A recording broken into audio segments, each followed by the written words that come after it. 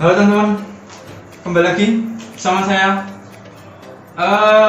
Pada video kali ini saya ingin mengajak teman-teman berdiskusi tentang dari kemarin kan kita membahas tentang beberapa rumus ya, mulai dari asal-usul rumus, kemudian bermain rumus. Nah, kali ini saya ingin mengajak teman-teman mendalami beberapa rumus supaya apa? Kita tahu bahwa di dalam fisika sebelum ke rumus itu kan kita belajar suatu dasar dulu ya. Artinya kita harus tahu besaran-besaran terlebih dahulu. Nah, di dalam besaran itu ada yang namanya besaran pokok dan juga ada yang besaran turunan. Nah, besaran pokok itu adalah apa? Besaran pokok itu adalah besaran yang hanya dapat didapatkan dari pengukuran ya. Nah, besaran pokok selama ini yang kita ketahui itu kan ada 7 ya teman-teman, mulai dari panjang, kemudian massa, waktu, suhu, kuat arus, intensitas cahaya, kemudian jumlah zat atau jumlah partikel. Nah, sebenarnya itu ada kesepakatan teman-teman ya, kesepakatan dalam ya forum fisika. Kalau nanti memang ada suatu besaran yang memang ya tidak didapatkan dari perhitungan atau rumus tertentu, langsung dalam pengukuran saja, ya nanti bisa jadi nanti besaran pokok itu bisa jadi nambah. Nah, sebelum ke besaran rumus itu, alangkah baiknya kita mendalami tentang dimensi. Kenapa kita harus belajar tentang dimensi, teman-teman?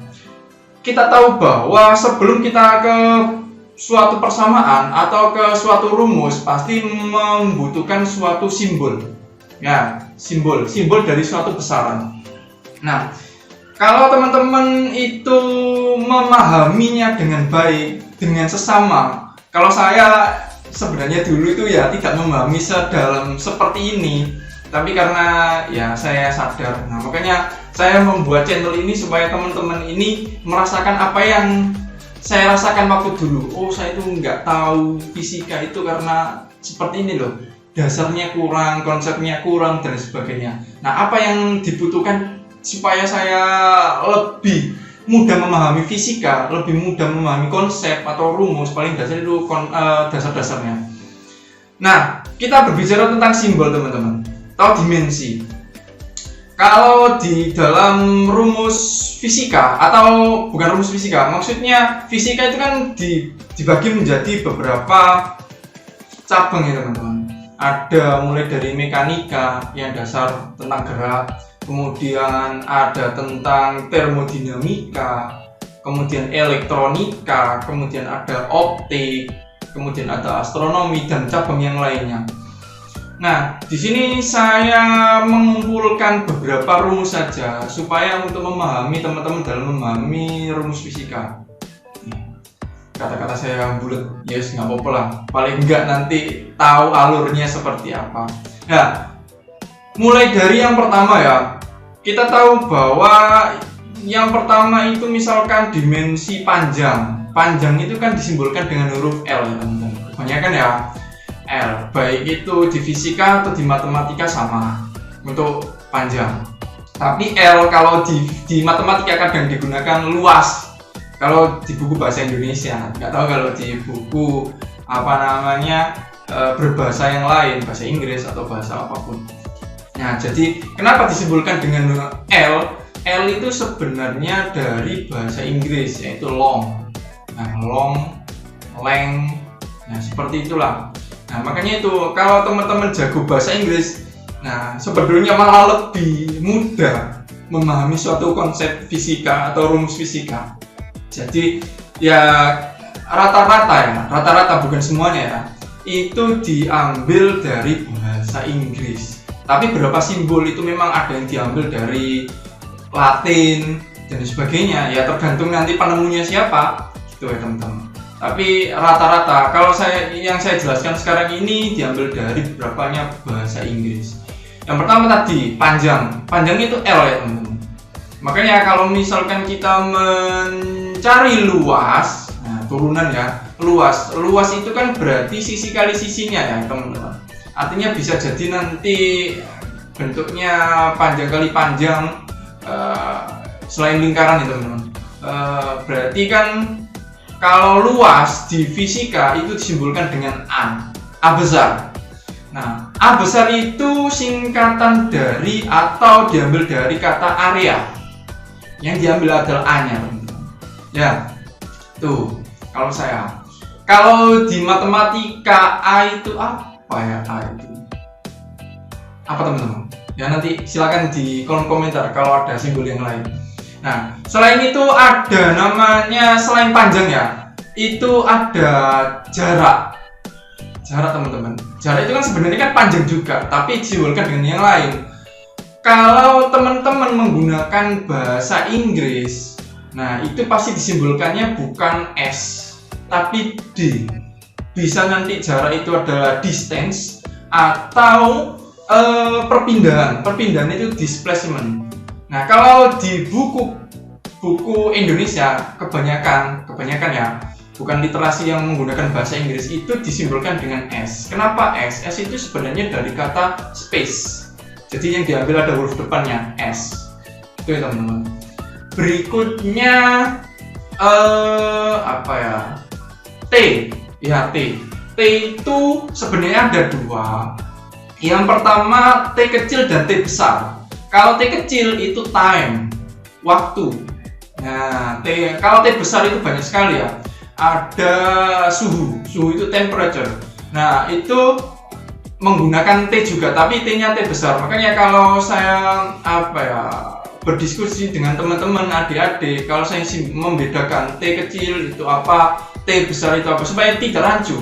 Kalau kita gunakan ya kalau untuk orang-orang tertentu, misalnya untuk pribadi ya tidak apa-apa, mau pakai T besar T kecil terserah. Tapi kan kalau untuk orang lain artinya universal, digunakan universal kan berarti menggunakan kesepakatan aja supaya untuk mempermudah ya. Nah, tadi kita sudah membahas tentang S, jarak, panjang, waktu.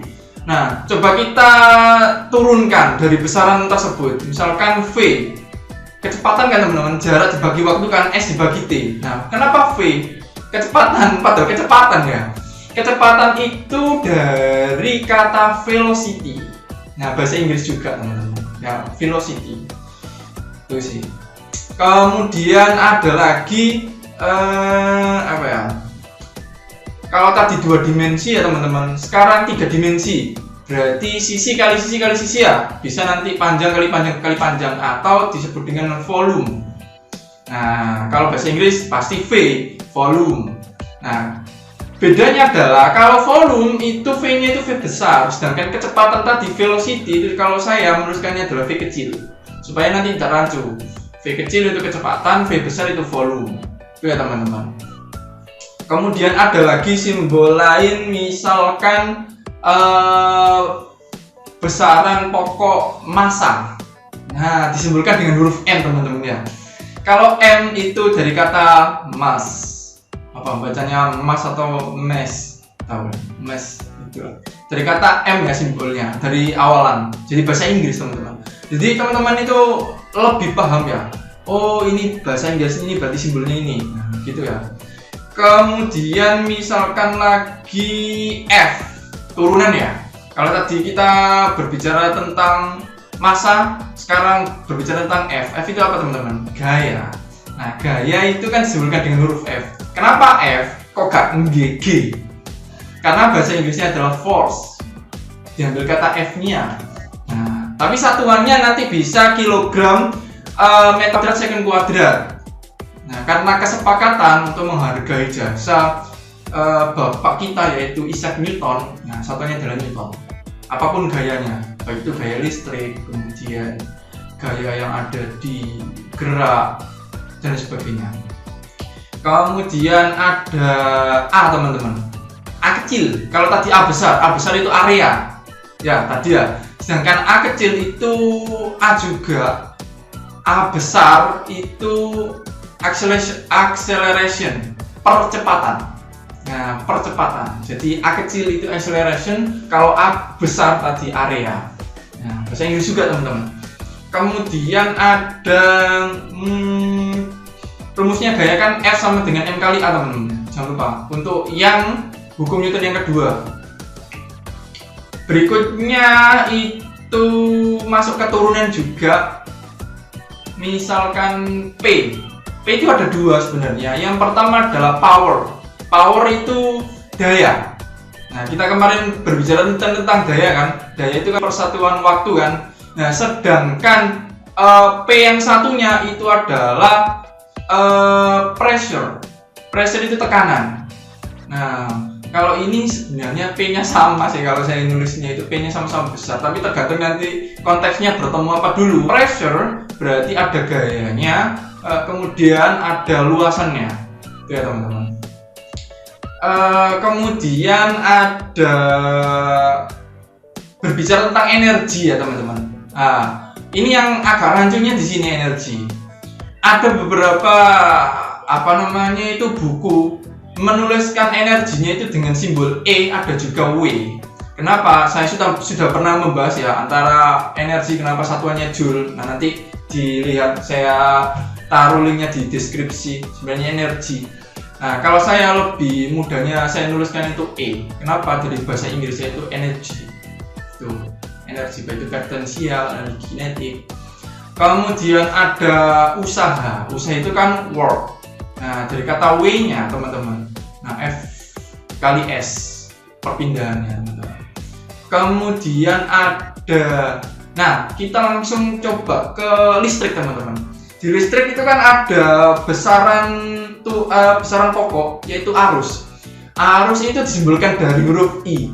Nah, tapi kalau kita lihat arus itu kan sebenarnya kalau bahasa Inggris itu kan C, current.